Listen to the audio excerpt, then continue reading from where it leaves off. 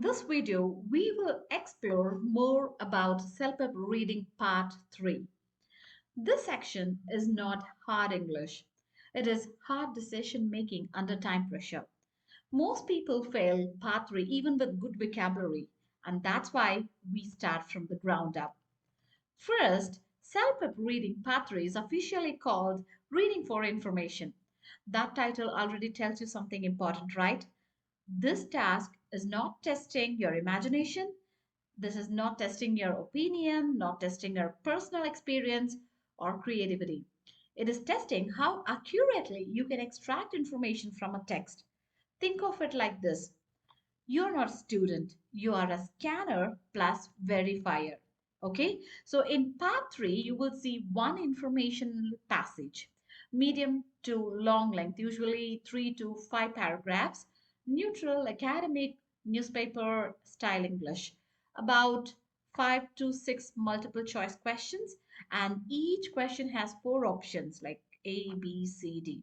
No headings given, no highlighting allowed, no rereading allowed in your head forever. Got it? Now, let me tell you what CELPIP expects from you.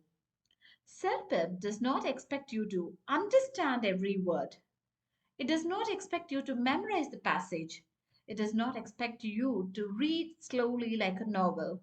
It does expect you to understand why each paragraph exists, find specific information fast, match ideas, not exact words, and ignore answers that are almost correct. This is why people say, I understand the passage, but still I lost marks. Because understanding is not answering correctly. Okay? And part 3 test 3 hidden skills. First one is information location. Can you quickly find where something is discussed?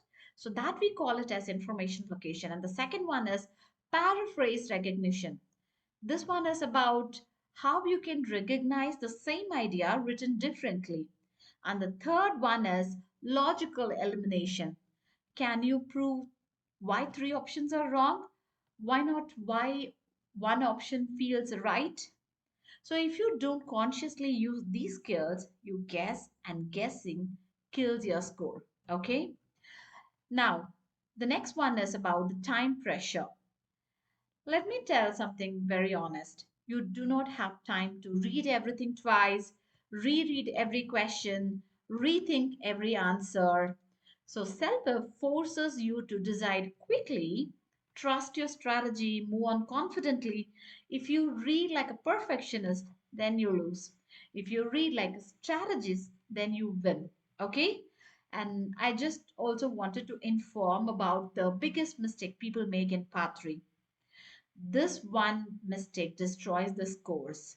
Say, for example, reading the passage first, slowly, without a goal. No, never do that because your brain does not know what's important, right? And it forgets details. You get tired before reading the questions. By the time you reach question 3 or 4, everything blends together. And remember to read with a mission. Your mindset should be, I'm not here to understand everything. I'm here to answer questions correctly. That changes how your brain works. Got it? And also, there are some steps. I call it as a complete strategy. Okay? It's a full system kind of thing. There are a few steps that you need to follow. First thing, the first step is read all questions. Yes, always. Before even touching the passage, read every question, ignore the options, just notice the topics, causes, reasons, effects, problem, solution. This tells your brain what information matters. Your brain becomes a search engine, not a reader. And the second step is skim the passage, paragraph by paragraph. For each paragraph, you have to ask one question to yourself. What is the job of this paragraph? For example, introducing a trend, or is that paragraph explaining a problem, or is the paragraph describing a challenge, or giving advantages, or providing future predictions? So here you're building a mental map, not memorizing lines. Got it? And the third step is attack questions one by one. For each question, go to the correct paragraph. Read only that part carefully. You can compare meaning, not wording, and you can eliminate wrong answers first. Never choose an answer just because it sounds good. Got it? And fourth step, prove your answer. You have to ask yourself, which sentence in the passage supports this? If you cannot point to proof, then it's wrong. Okay? Self-help wrong answers are smart, not random. They usually repeat words from the passage, exaggerate information, add information which is not mentioned, and reverse cause and effect. So you have to look for the correct answers, which are often calmer, shorter, less dramatic, paraphrased. If an option feels too strong, be suspicious. Okay, so let's move on to our passage here.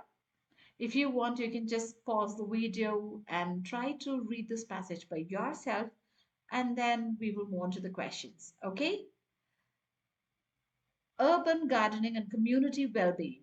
In recent years, urban gardening has gained popularity in many cities. These projects involve growing vegetables, fruits, and plants in shared spaces such as rooftops, vacant lots, and community parks. Supporters argue that urban gardening provides access to fresh food while strengthening community relationships. One significant benefit of urban gardening is its impact on mental health. Participants often report reduced stress levels and an increased sense of purpose. Working with plants provides a break from digital environments and encourages physical activity, which contributes to emotional well being. However, urban gardening is not without challenges. Limited space, soil contamination, and inconsistent volunteer participation can affect the success of these initiatives. Some projects struggle to survive beyond their first few years without long term planning and support from local authorities. Despite these difficulties, many cities continue to invest in urban gardening programs. Municipal governments recognize that these projects not only promote healthier lifestyles but also encourage environmental awareness and civic engagement among residents. So, this is all about the passage. Let's move on to the questions. So, here are the questions. You can just go through it. Again, I'm saying you can pause the video, try to read the questions, options are given, and try to find out the correct options. If you want, you can just go back and read the passage again. Okay? So let me tell you the answers for the first one. Okay? The question is, what is one reason urban gardening has become popular? And the right option for that is option C. Because if you have seen the paragraph 1 that clearly says improves access to fresh food. Other options are wrong. If you see the strategy that we have used is identify the reason for popularity in introduction. That is important. Okay, you have to apply the strategies that we have discussed to all the questions so that you will get the right answer. And for the second question, the correct option is option B. Because if you see the paragraph 2 that explains reduced stress, increased sense of purpose, emotional well being, option D is a trap, eliminates anxiety completely, is too extreme. So here we have used the strategy like watch out for exaggeration traps. Okay.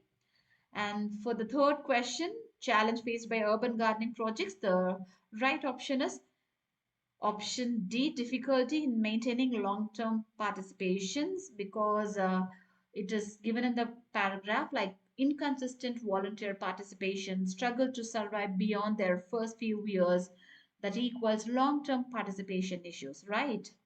And if you see option C, that mentions pollution, but soil contamination is not the main idea. Okay, so here we have used the strategy of matching idea, not isolated words. And for the fourth one, why do municipal governments support urban gardening programs? The right option is option C. They promote health and community involvement. Okay, so part three is not about intelligence, it is about discipline, structure, controlled reading. If you stop reading emotionally and start reading strategically, this section becomes very predictable. Okay, that's all for today's video. Kindly like, share, and subscribe for more self-help tips. See you in the next video. Bye bye.